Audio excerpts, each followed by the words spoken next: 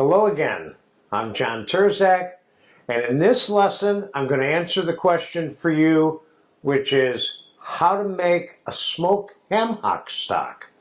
Well, first of all, it's kind of an unconventional term and stock, but it has multiple uses, and we're going to kind of get to some of those later. First thing we're going to do is start the stock.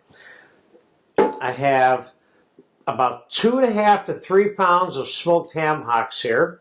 We're going to throw those in the pot. I got a couple of pounds of chicken necks with fat. Adding some chicken to this to just kind of boost up the flavor a little bit in this stock. And I've got a couple of quarts of mirepoix, celery, carrots, and onions.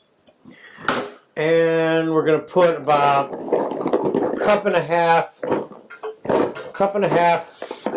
of whole garlic cloves in there. Now, this is an optional part that I'm doing right now. I'm going to put a variety of dried herbs in here to help flavor the stock. So I'm going to put a little bit of dried basil in here. 2 or 3 tablespoons. A little bit of dried oregano in here. 2 or 3 tablespoons. Some bay leaves. Some dried thyme. I'm going to put a couple of tablespoons of dried thyme in there. And I'm going to put some dried tarragon in here. Same thing, a couple tablespoons of everything. Now, I'm going to cover this with cold water.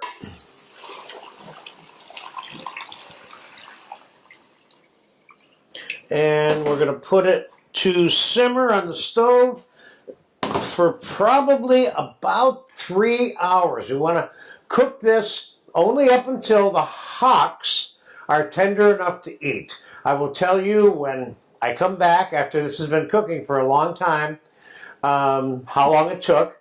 And there's 2 things I want to mention to you about cooking this, which makes this a little bit different of a stock.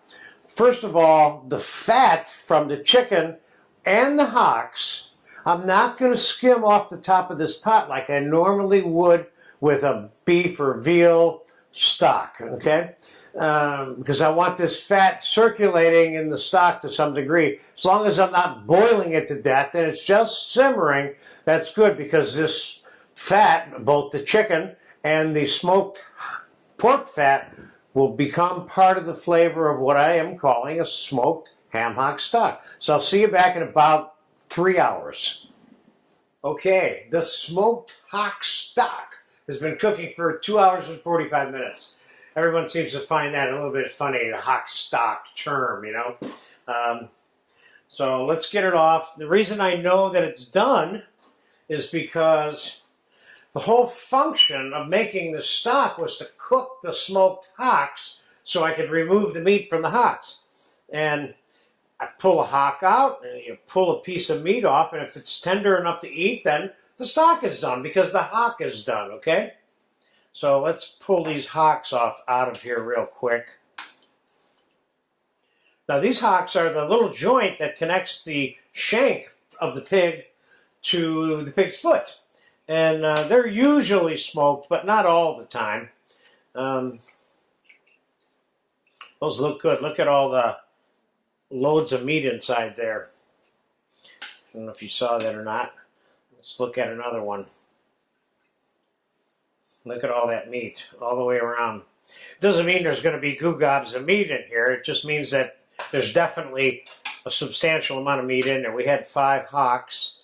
We have 5 hocks that are still all intact and not boiled to death to the point at which the meat starts coming off of them. That you want to avoid, because you can lose part of the meat in the stock. Because we're about to strain this stock now and store it for when we're going to use it. I'm going to make some soup out of this and a couple of other things.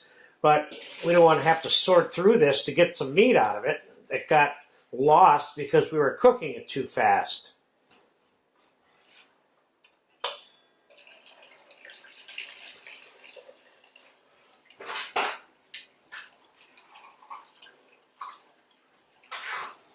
This stuff is, I'm discarding all of it. If I had the right set of animals in my backyard, I'd give it to them, but I just don't. And what I'm going to do is I'm going to strain this through my chinois, and I'm going to store this in the fridge overnight. Right at the very end of this stock simmering process, I skimmed the fat off. I let all of the fat simmer on and inside the stock over the course of the time I was cooking those hocks. So I got that smoked fat flavor from the chicken and the hocks as part of this, quote, hock stock. So there you have it. How to make smoked ham hock stock. And by the way, there's all kinds of other stuff I could have threw into this stock. Any kind of chicken or meat scraps or brown scraps or unbrowned or bacon rind that I had left over from bacon slabs that I skinned or whatever. So this is just kind of a guideline as to how to make a smoked hock stock the way I make them usually. And I particularly like these with bean soups and ragouts of beans and things like that. But there you have it. Enjoy this if you get a chance to make it or eat it.